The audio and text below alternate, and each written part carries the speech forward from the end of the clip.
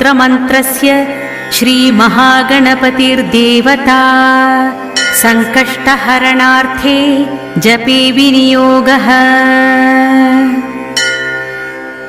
ॐ ओंकाररूपं त्र्यहमिति च परं यत्स्वरूपं तुरीयं त्रैगुण्यातीतनीलं कलयति मनसस्तेजसिन्धूरमूर्तिं योगीन्द्रैर्ब्रह्मरन्ध्रैः सकलगुणमयं श्रीहरेन्द्रेण सङ्गं गं गं गं गं गणेशं गजमुखमभितो व्यापकं चिन्तयन्ति।